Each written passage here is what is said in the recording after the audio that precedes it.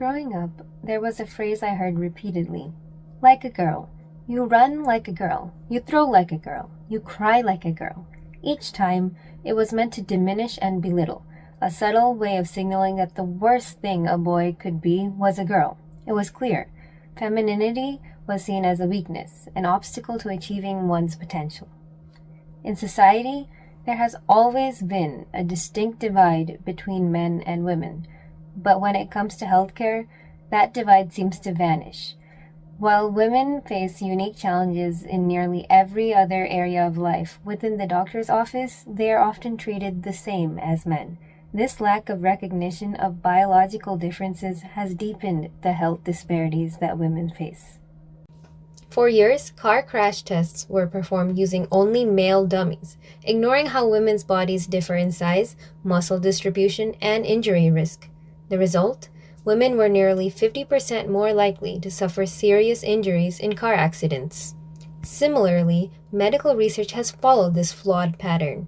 With most treatments, drugs, and procedures tested primarily on men, women often become the real-world test subjects, leading to dangerous outcomes. Medical research has shaped how diseases are diagnosed and treated, but what if that research hasn't included half of the population? What if life-saving treatments weren't designed with you in mind? Take heart disease, for example, the leading cause of death among women.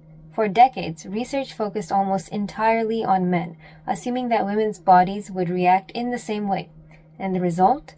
Women's heart attacks were, and still are, frequently misdiagnosed.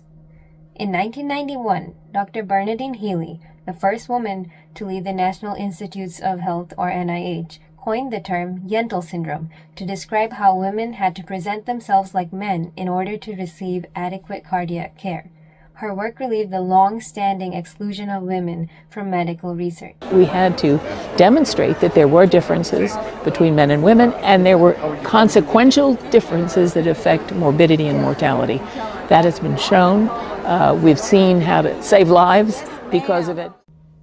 The exclusion of women from medical research wasn't merely an oversight, it was policy. In the 1970s, women of childbearing age were largely excluded from clinical trials following the thalidomide tragedy, where a drug given to pregnant women caused severe birth defects. Dr. Frances Kelsey fought to keep thalidomide off U.S. markets, but instead of improving safety protocols, researchers simply stopped including women in studies altogether. Now I want to talk to you about Janet. At 52, she was in good health. No smoking, no drinking, no high blood pressure, but one afternoon she felt a sudden wave of nausea and fatigue. She drove herself down to the ER, where doctors ruled out a heart attack and sent her home with antacids, thinking that her symptoms were simply due to menopause. That night, Janet collapsed. She had suffered a heart attack, one that could have been caught earlier if her doctors had recognized that women often present different symptoms than men for heart attacks, and also that not every symptom a woman has is due to her menstrual cycle or lack thereof. Janet didn't know that nausea could be a heart attack symptom, neither did her doctors apparently. Her experience is far from rare. Women are more likely to be misdiagnosed, suffer from adverse drug reactions, and have their pain dismissed, because for too long, research has been focused primarily on the male body. While progress has been made since 1993, when U.S. Congress made a law requiring NIH-sponsored clinical trials to include women as research subjects, much remains to be done. Many studies still overlook sex-based differences in diseases and treatments. Drug dosages are often based on male physiology, and conditions affecting women disproportionately, such as autoimmune diseases, endometriosis, and osteoporosis, remain both underfunded and overlooked.